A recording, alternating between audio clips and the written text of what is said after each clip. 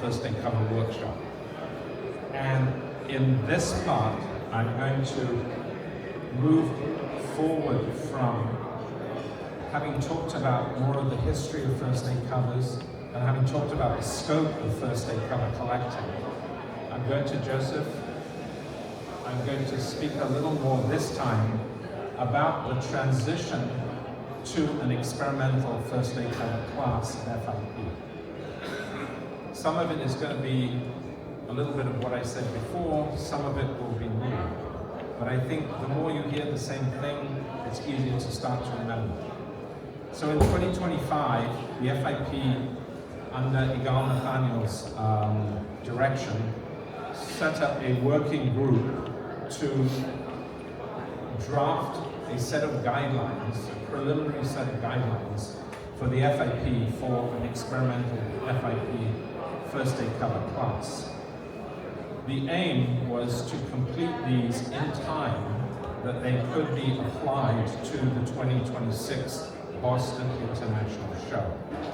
So as you can appreciate, it was a fairly tight schedule. The working group, we tried to include a broad range of interest groups, both from the US, from Asia, Australia, New Zealand, and also from Europe. Brian Callan from Ireland was there to express the views, to articulate the views of the Europeans. And as Ying talked fairly clearly, if you look at the different national guidelines which have evolved over time, there are some fairly significant differences. The US guidelines permit you to show a much broader range of material than under the Chinese guidelines. And Ying showed the differences very clearly and very well. Now, obviously, the interests of the FIP are international. They are not from one country. And so the difficulty was trying to reconcile the different traditions and different histories behind those national rules. We did not want to be in a position of saying, well, everything must be done according to the Australian rules, or the New Zealand rules, or the Chinese rules, or the American rules, because it would immediately put collectors from other areas at a potential disadvantage. So we were trying to be fair, we were trying to respect the different national traditions and guidelines that evolve. But at the end of the day, the big change that we had was the need to get guidelines in place in time for Boston 2026. And this was ultimately the goal, was to prepare those guidelines. They were not necessarily intended to be the last word, because it is a work in progress. All of these things take time to evolve and be established. So, if we move to the next slide, the idea of this presentation and why it is different to the one before, I'm focusing much more on exhibiting first aid covers as opposed to collecting. If you're collecting first aid covers at home, you can include what you want. There's really the ultimate freedom to do as you wish. However, the minute you decide to move to an exhibiting position, it becomes very different. You have to conform within the guidelines that are appropriate for the exhibition that you're showing. And as I've emphasized, between countries, among countries, there are very different guidelines that are already in place.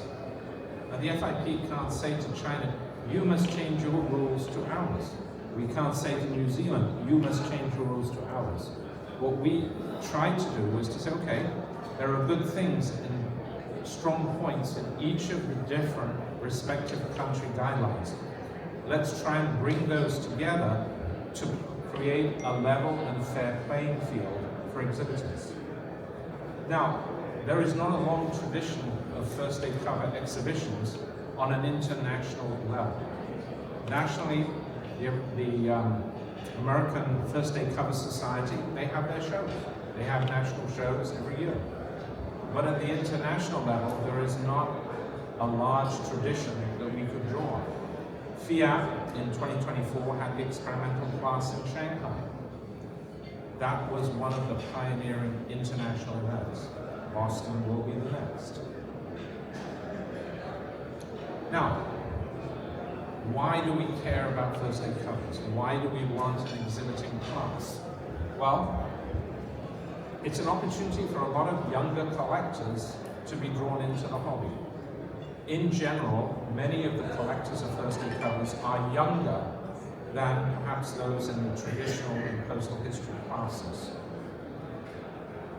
It's an opportunity for us to promote philately to a younger generation. We all have to look to the future. It's easy to say.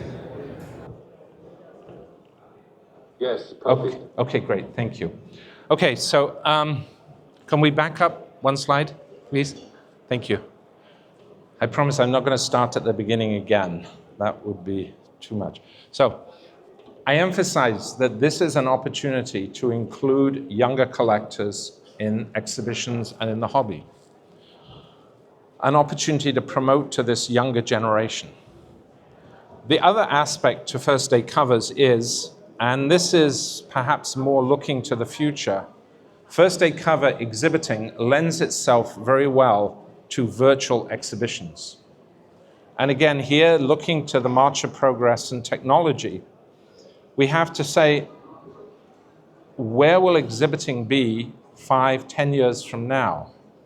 I suspect with the growing interest in virtual exhibitions, we will see more virtual exhibitions.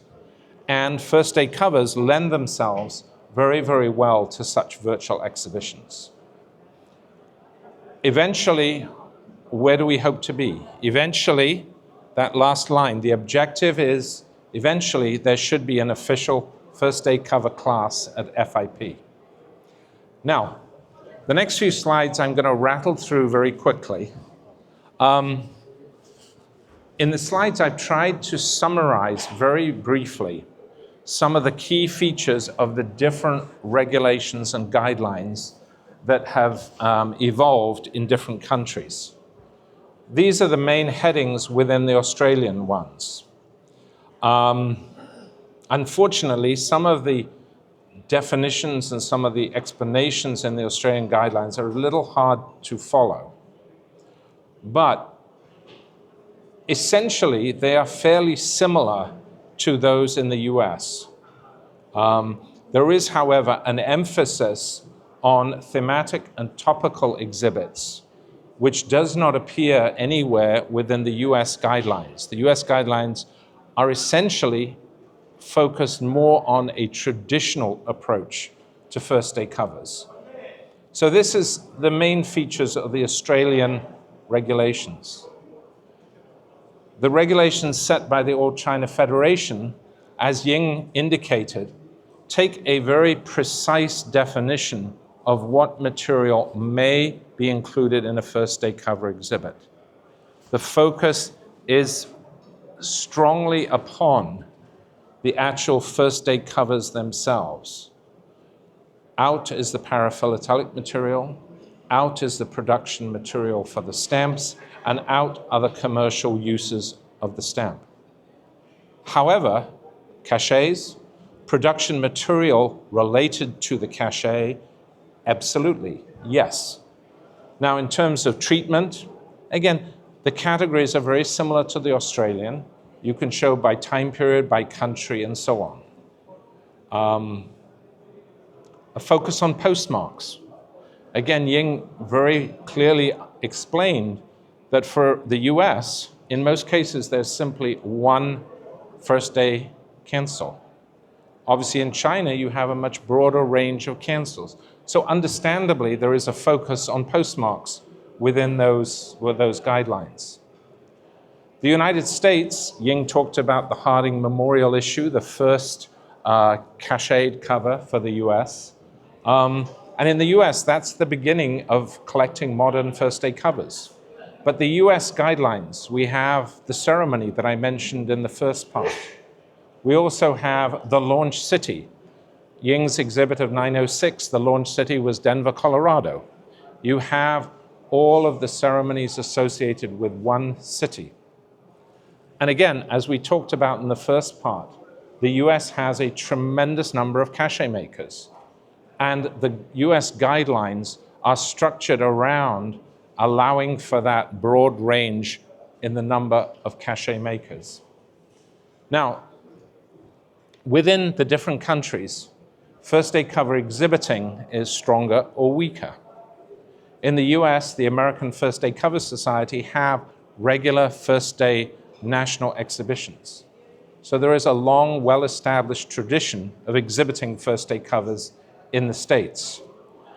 But the key thing, and this last sentence, I really have to emphasize, the US system is not transferable in its present form to other countries and to FIP exhibitions. There are many characteristics of the US rules and guidelines that are simply not universally applicable. But one should include some of the appropriate guidelines. Now, I mentioned the Shanghai exhibition in 2024. And as you can see, there was quite a range, well, you can't see because the print is pretty small, but there were a large number of first day cover exhibits. And they represented a good diversity of approaches to collecting first day covers. They drew from New Zealand, they drew from India, they drew from a number of countries, member countries of FIAP. But if you take those first day covers, they can basically be grouped into 4 category types. And they're shown here. A single stamp or set of stamps. The examples would be Ying's Chinese Resistance, the 1937 Coronation set. Synoptic exhibits, taking a time period and going through issue by issue over that time period. And there were examples of those, the People's Republic, Austria, Australia, and pre-independence India. First day covers as postal history. This would probably best embrace Tony's exhibit of New Zealand earliest known uses. The things that was a little strange, it was transferred from first day covers to postal history. But it actually is a very good example of first day covers as postal history.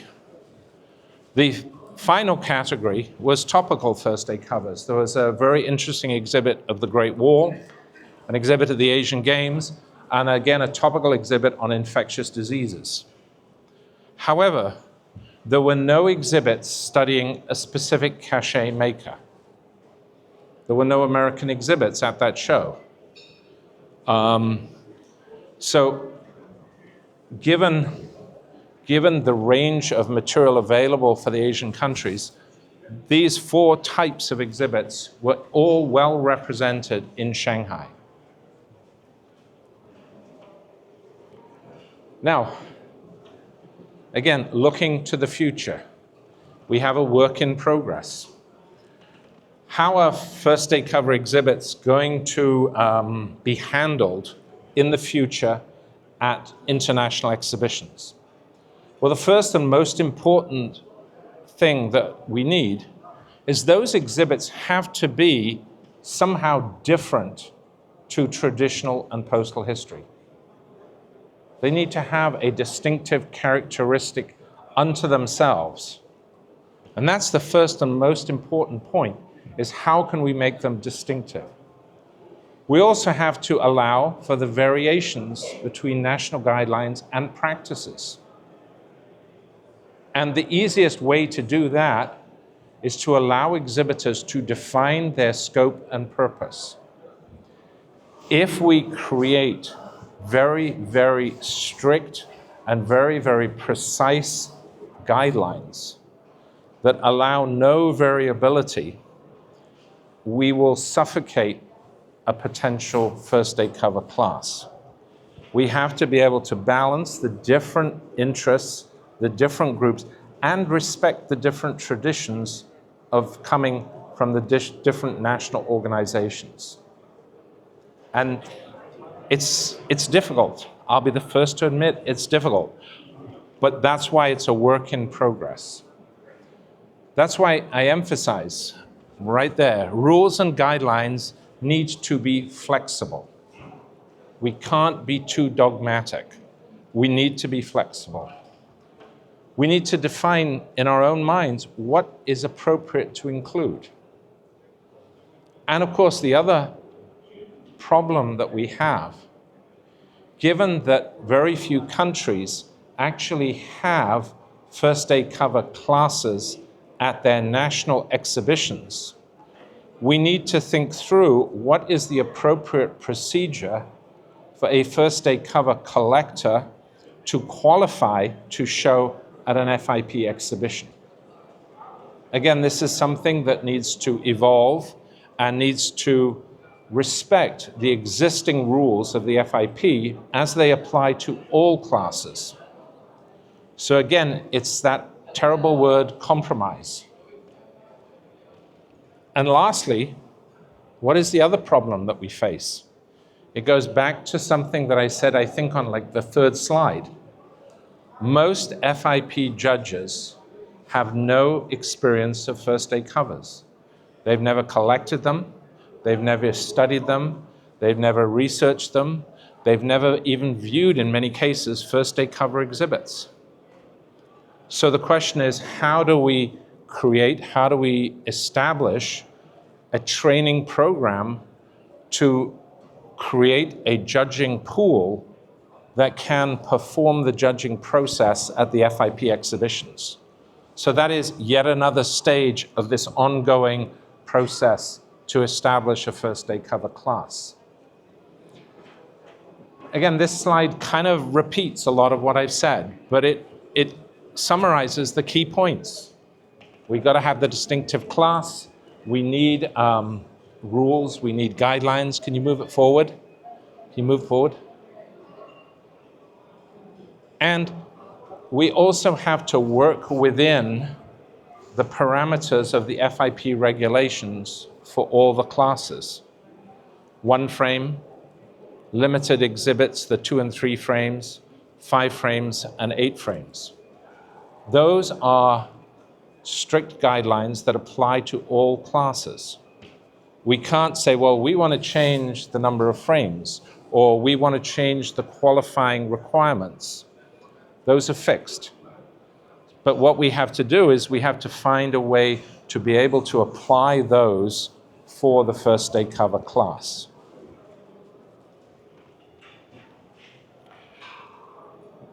In terms of the exhibiting, and John Hotchner will speak much, much more about this and will explain it in more detail. But the 3 key aspects to any first aid cover exhibit, however you approach it, are treatment, importance, and challenge. Now, Ying spoke about challenge. I don't think he used the actual word challenge, but he certainly spoke about it. Difficulty.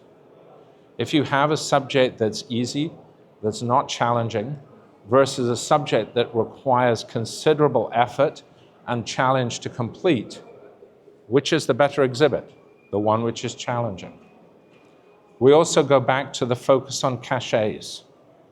If there is one unifying feature in terms of the modern era of first aid covers, it's the cachets. It's something by and large we all agree on. The only area we might have a slight divergence of opinion is postal authority versus privately prepared commercial first aid covers. Treatment. Again, John will speak well about this subject. Treatment in first aid covers isn't that different to treatment in all of the other categories. It's how is the material organized? Are the headings and structure of the exhibit logical? Does it flow? Does it make sense? Does the story progress? All of these things, they're the same as traditional. They're the same as postal history.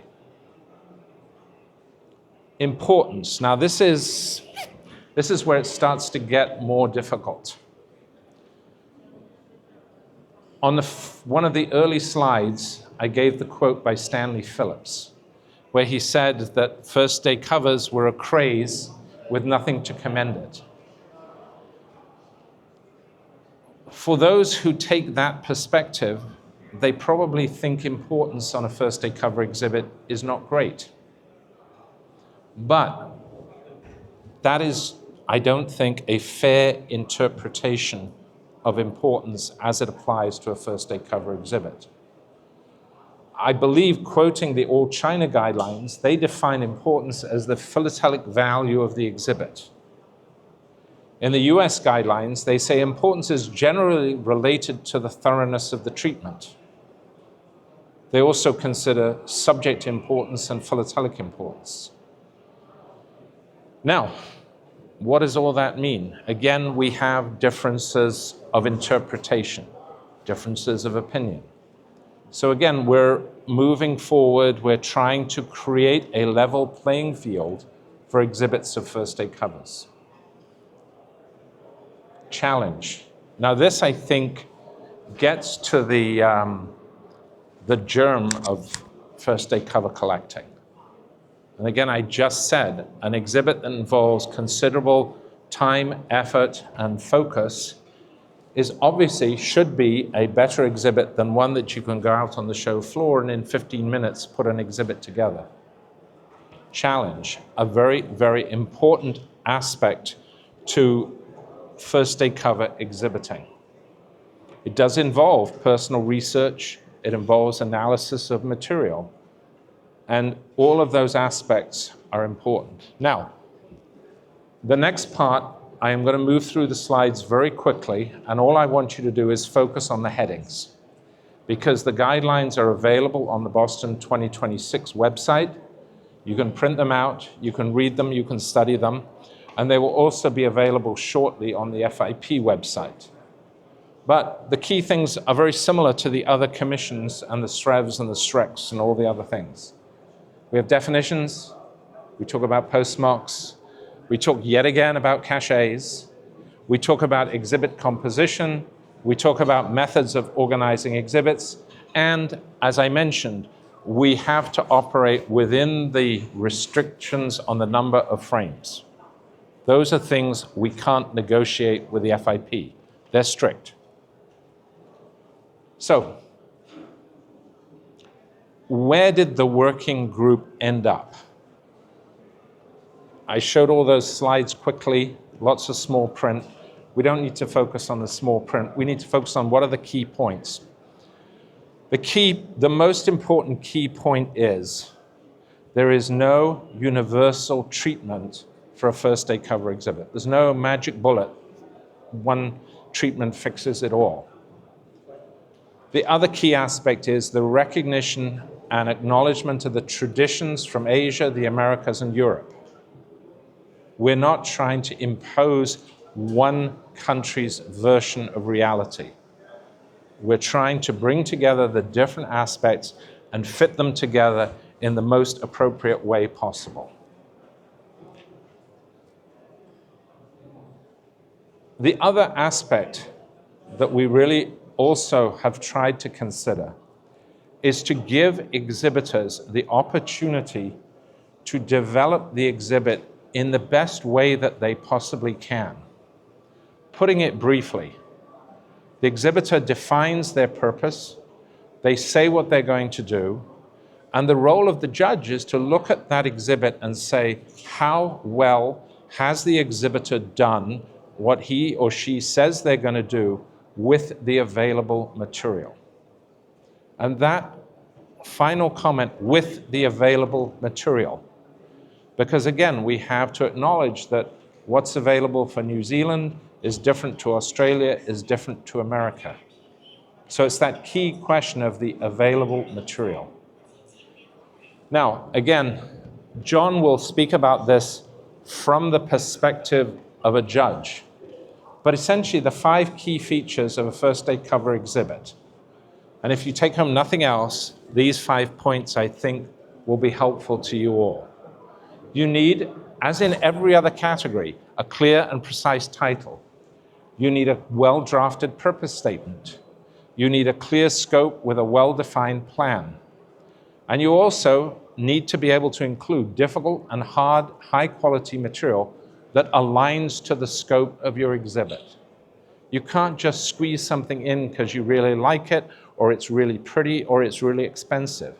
It has to fit within the purpose and scope.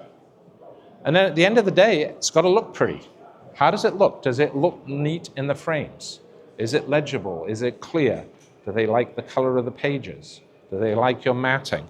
It's got to look good. Now, here are just a couple of examples of some of the single frame first day covers. And again, if you can just flip through these, you can see visually attractive, well explained, not overwritten. Again, very similar presentation to other category exhibits. Now, I talked about the younger generation. And this is kind of doesn't necessarily follow from everything else I've said, but I think it's important. We all need to be looking to the next generation. And I believe that first day covers can fulfill an important role in encouraging the next generation to move into the hobby. In a recent issue of the American, I think it was the American Philatelist, the American First Day Cover Society had a cachet making contest, a great opportunity to encourage the youth, a great opportunity to encourage children.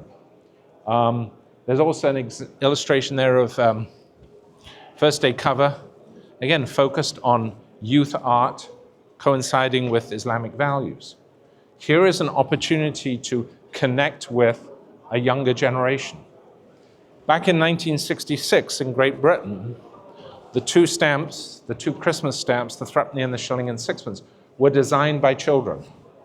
They also designed the cachet for the first day cover, the official postal authority first day cover. Again, through first day covers, we have an opportunity to connect with the next generation. Stamp design, British Antarctic, again, another area where we can look at design, encouraging artists, young children, to express themselves artistically, and then turn it into first day covers. So again, perhaps a new generation of Dorothy Knapps. It's something that could be done in collaboration with postal authorities. It's something that could be done with other educational programs. So that takes us through part 2. The next part is going to be by John Hotchner. It's again a Zoom presentation, and John's focus is exclusively on the judging criteria and what the judges are looking for. So it's the A to Z about how to win a gold medal. Well, potentially win a gold medal.